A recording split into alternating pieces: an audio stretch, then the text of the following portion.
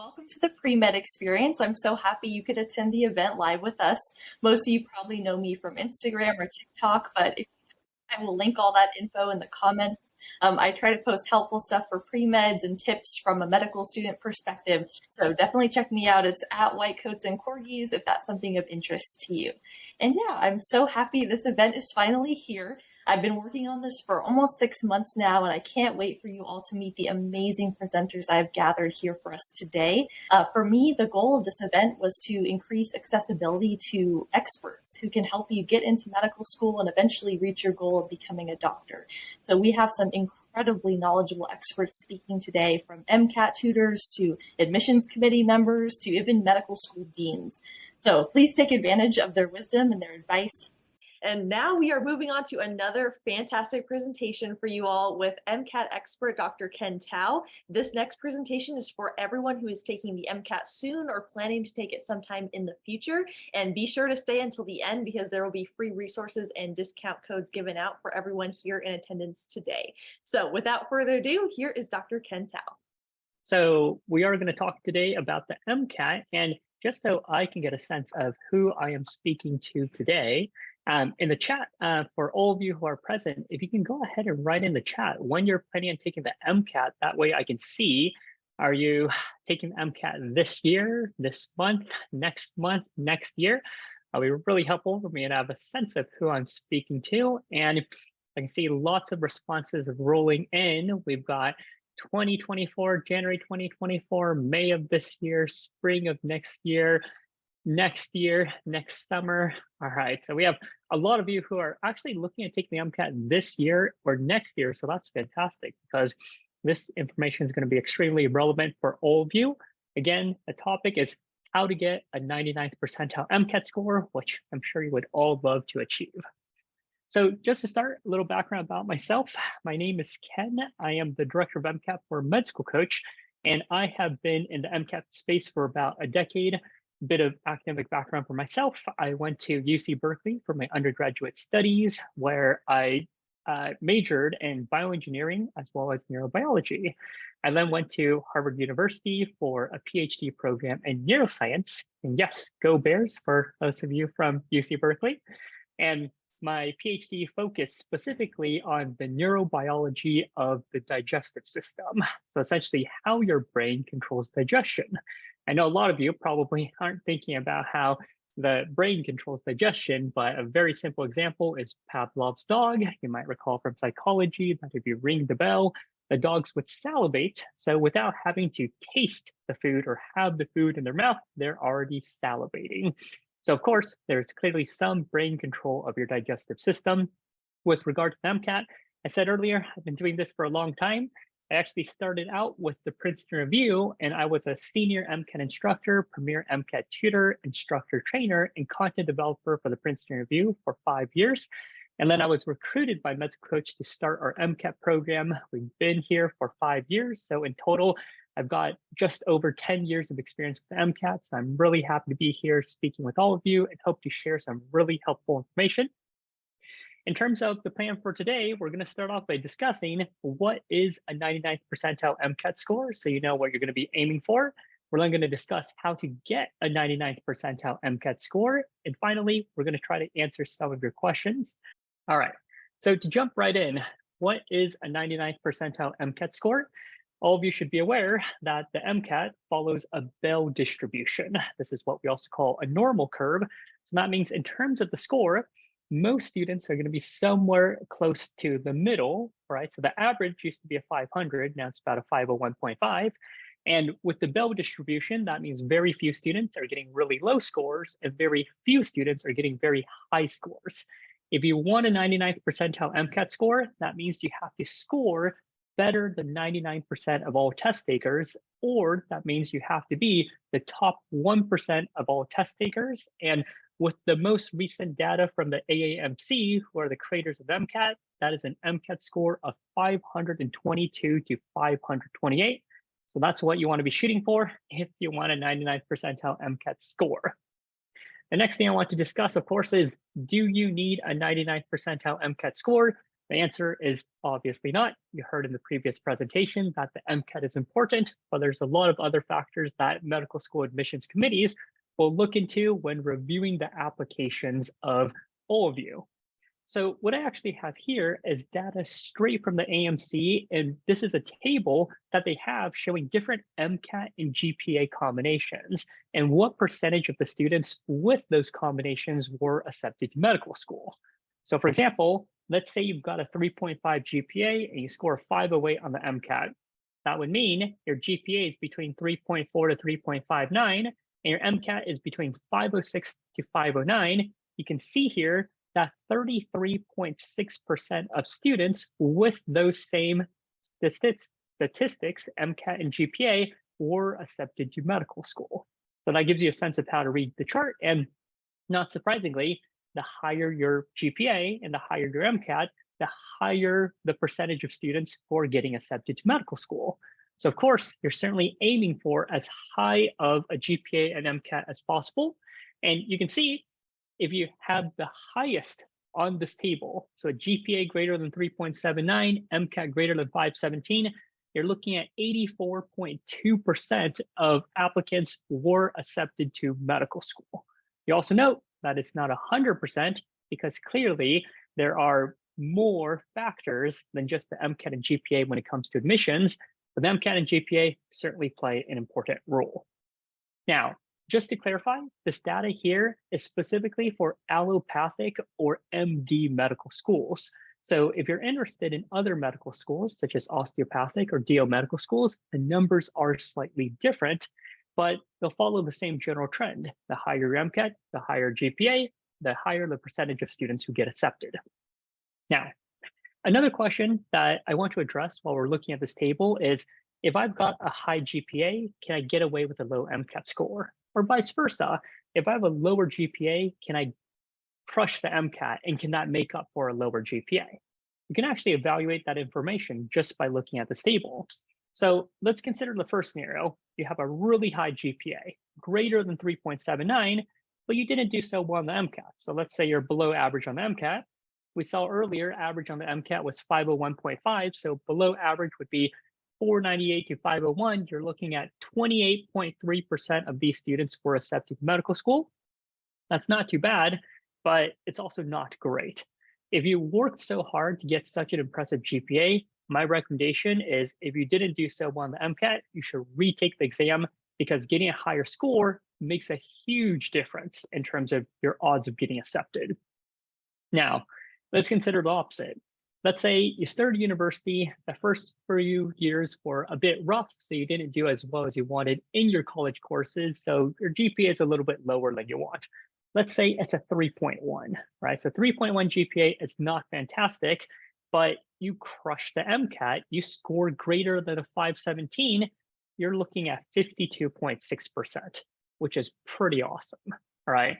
So pretty much, if you've got a high GPA and a low MCAT, it's not so great, right? You should probably retake the exam. But if you're a student where your college courses have been a bit tough, the weeder courses in your freshman and sophomore years with organic chemistry and physics didn't go too well, you shouldn't feel too discouraged because if you do amazing on the MCAT, that can absolutely make up for that lower GPA.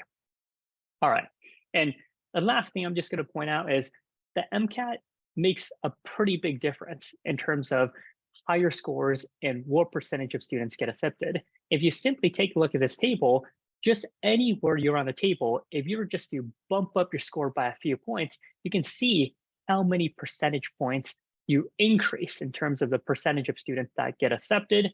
So hopefully from this table, you can recognize that MCAT is important and you want to do as well as you can. From here, I want to talk about how to get a 99th percentile MCAT score.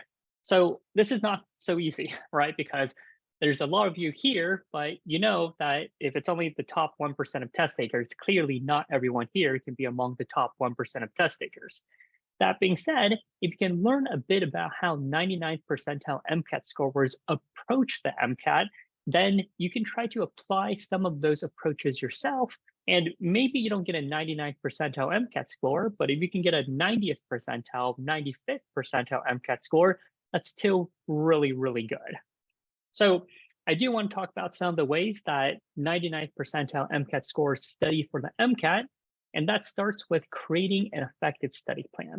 There's a lot of students that when they're studying for the exam, they pretty much just say, okay, let me grab a set of MCAT books, let me start reading through the chapters.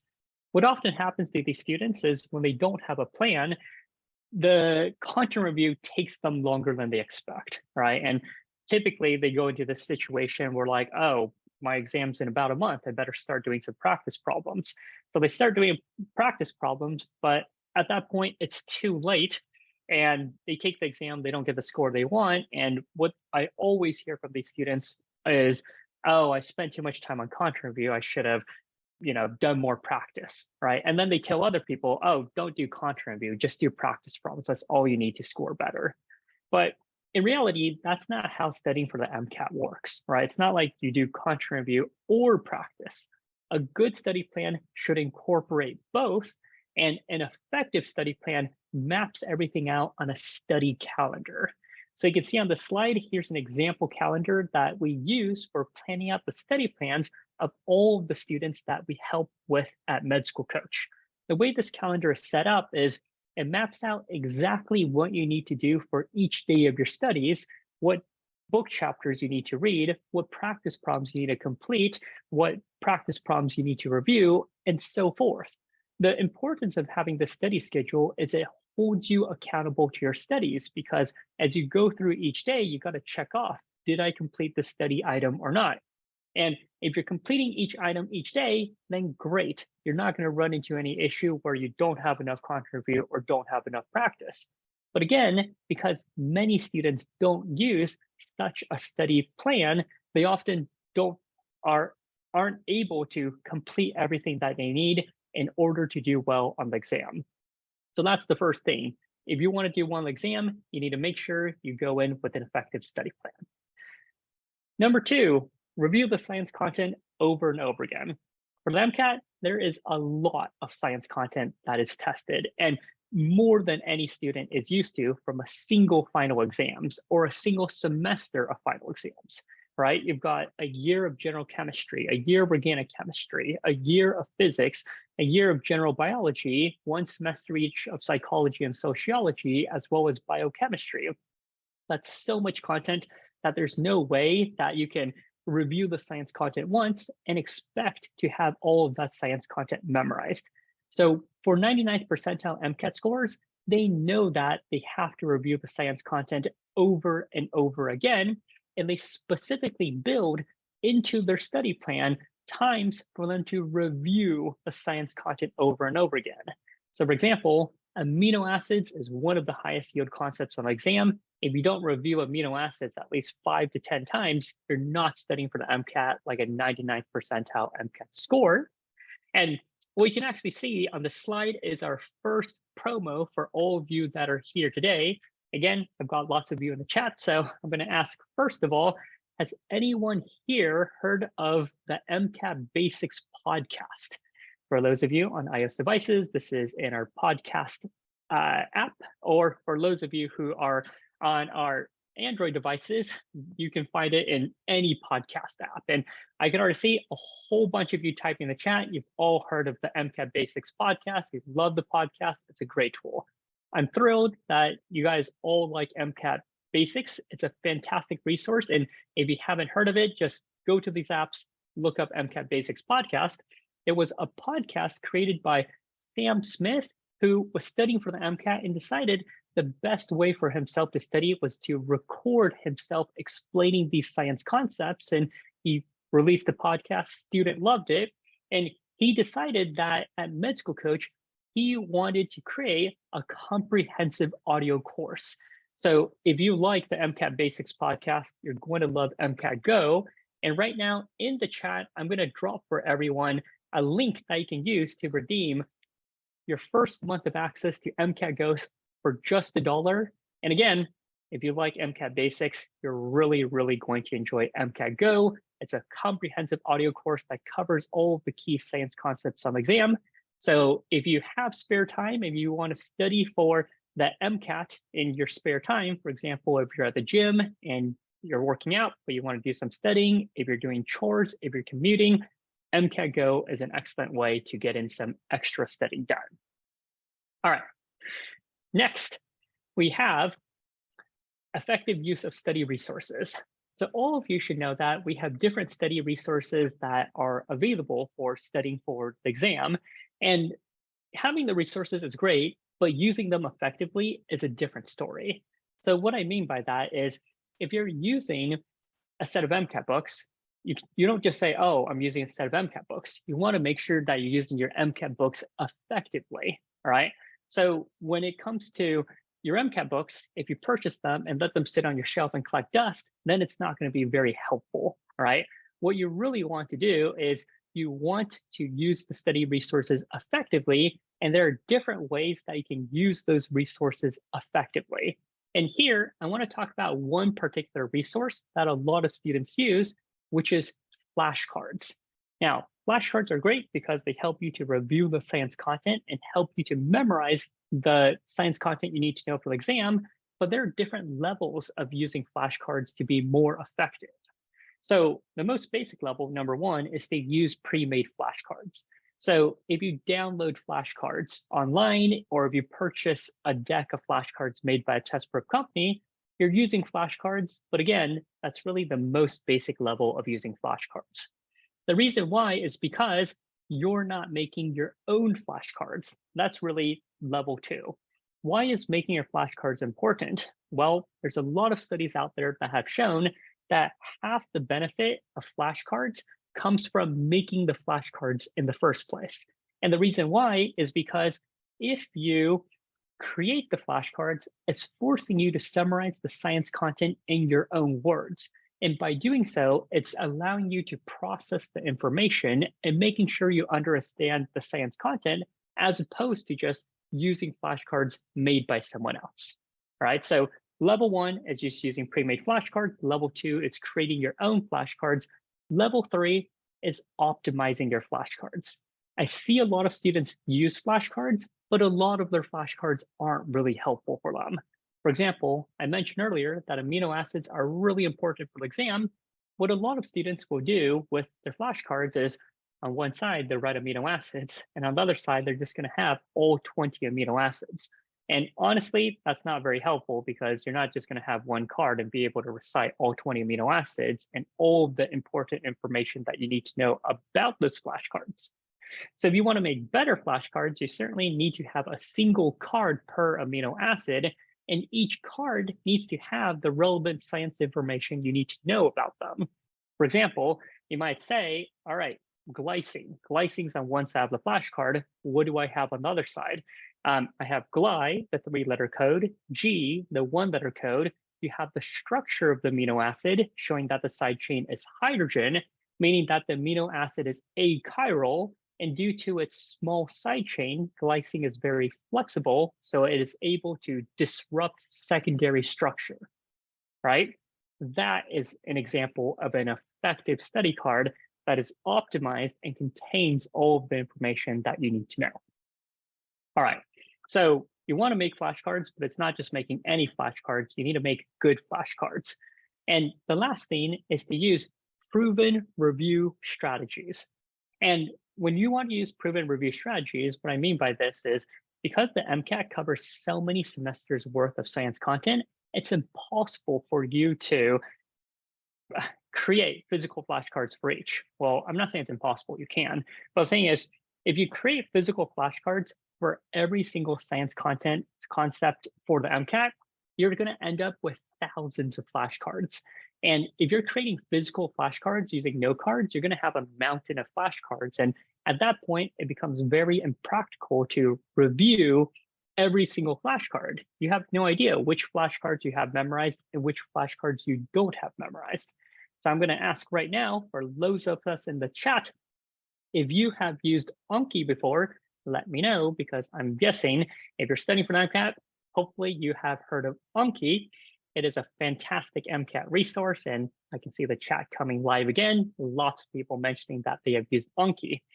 Now, what do I mean by proven review strategies? Well, Anki incorporates what is called a spaced repetition algorithm. The spaced repetition algorithm allows you to spend more time reviewing the Anki cards that you don't have memorized and less time on the Anki cards that you do have memorized. And that is spelled ANKI. It is really the highest level when it comes to using MCAT flashcards as a study resource. And again, I'm explaining this just for flashcards, but the same applies for all of the other study resources. All right, next, practice like a 99th percentile student. So I said earlier, you need to know your content review. You need to know your science, so you need to do your content review. I also said that you need to do practice. Doing practice problems is one thing, but practicing like a 99th percentile student is a very different thing. So if you want to make sure that you're practicing like a 99th percentile MCAT student, the key thing is making sure that you are taking lots of practice exams. For a lot of students, when they're doing practice, they're like, oh, let me just, find 15 minutes. I'm going to do a practice passage, or, oh, this afternoon, I want to do, 2 passages, right? It's good that you do regular passage, but make sure that you aren't just doing small sets of practice at a time. The reason why is because if you only do a few practice passages or practice questions at a time, you never develop 2 key skills for success in the MCAT. And that is number 1, stamina.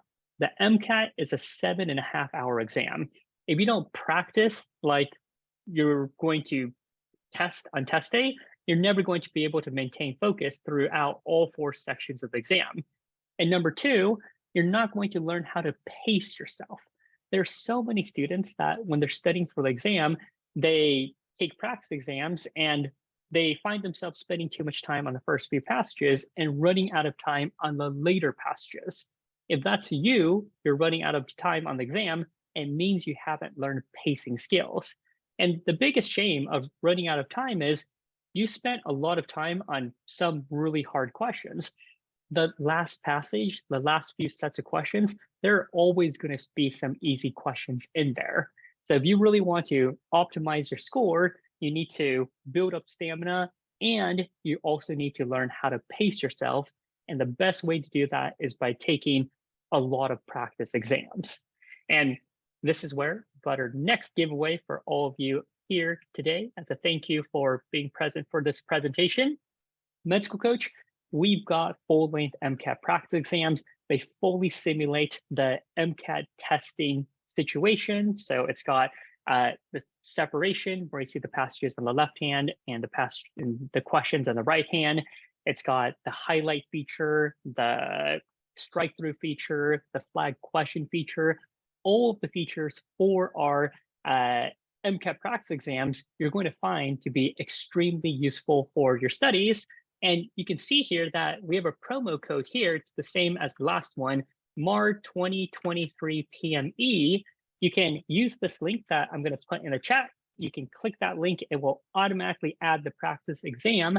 And if you simply enter that code MAR2023 PME, you're going to be able to redeem access to this practice exam for free.